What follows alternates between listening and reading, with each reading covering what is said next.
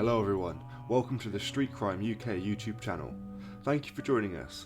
Please don't forget to like, share and subscribe for more exciting true crime content. Today we look at a Russian man caught with £500,000 who led detectives to a huge cannabis haul, linked to a murky underworld figure known only as Prince Charles. Police stopped Evgeny Zilkin driving through Huiton in a black Audi with the cash hidden inside a suitcase and a secret compartment. DNA on the suitcase in turn led them to the home of Brian Coogan, who was storing more than £1 million of cannabis imported from Spain. Liverpool Crown Court today heard that Zilkin was carrying a mobile phone featuring the encrypted messaging app Telegram. Owen Edwards, prosecuting, said that messages showed that he had been acting as a courier in Liverpool and instructed by a handler who calls himself Prince Charles. There is no suggestion that the Prince of Wales is in any way connected to these events. The court heard the extraordinary drug plot unravelled after police spotted the Audi on March 15th this year. It stood out in COVID time. Police followed the car, which accelerated away from Malta Close. Mr. Zilkin, 33, pulled over but kept reaching into his pocket and was asked for his ID. He produced a Russian Federation passport which showed he entered the UK on January the 31st on a tourist visa. Mr. Zilkin said, "Please don't take my money, I'm buying a house, there is £500,000. The suitcase contained £450,000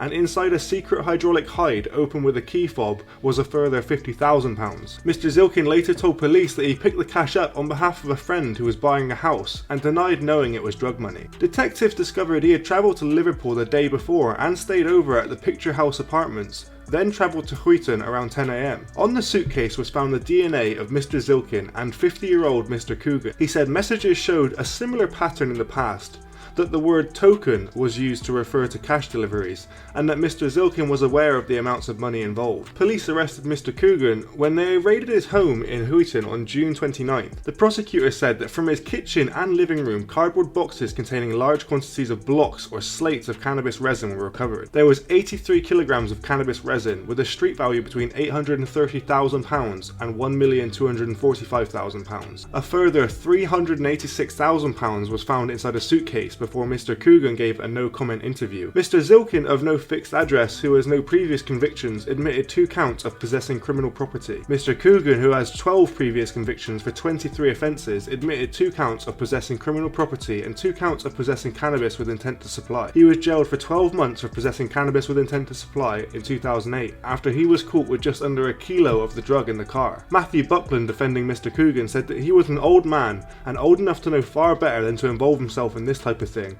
He said, at that level, hundreds of thousands of pounds, there can only be serious crime underpinning what has taken place. The lawyer also conceded that Mr. Coogan, who has recently been diagnosed with COPD, was a willing participant and not a victim. However, he said he's an unsophisticated, useful pawn for others. John Horgan, defending Mr. Zilkin, said that he was a courier.